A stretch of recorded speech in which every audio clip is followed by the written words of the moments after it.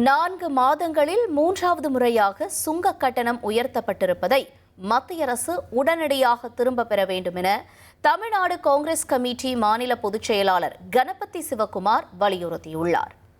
மத்திய அரசின் தவறான பொருளாதார கொள்கைகள் மற்றும் கணக்கீட்டு முறையால் கடந்த சில மாதங்களாக தொடர்ந்து சுங்க கட்டணம் உயர்த்தப்பட்டு வருவது கண்டனத்துக்குரியது என்று அவர் தனது அறிக்கையில் குறிப்பிட்டுள்ளார்.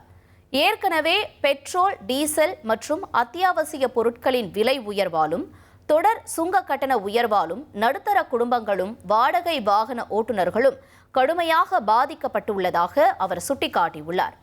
தமிழ்நாட்டில் உள்ள 80 சுங்கச்சாவடிகள் மூலம் ஆண்டுதோறும் 4200 கோடி ரூபாய்க்கும் அதிகமாக சுங்க கட்டணம் வசூலிக்கப்படும் நிலையில் லாரிகளுக்கான கட்டணம் 30 ரூபாய் வரை உயர்த்தப்பட்டு உள்ளது லாரி உரிமையாளர்களின் வாழ்வாதாரத்தை பெரிதும் பாதிக்கும் என்று அவர் எச்சரித்துள்ளார்.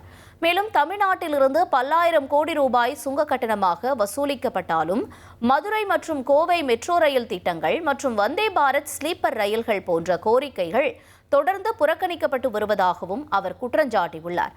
தமிழ்நாட்டை வருவாயீட்டு மாநிலமாக மட்டும் கருதி திட்டங்களை தொடர்ந்து புறக்கணித்து வரும் மத்திய அரசின் செயல் கண்டிக்கத்தக்கது என கணபதி சிவகுமார் விமர்சித்துள்ளார். இனி செல்லும் இடமெல்லாம் செய்தி.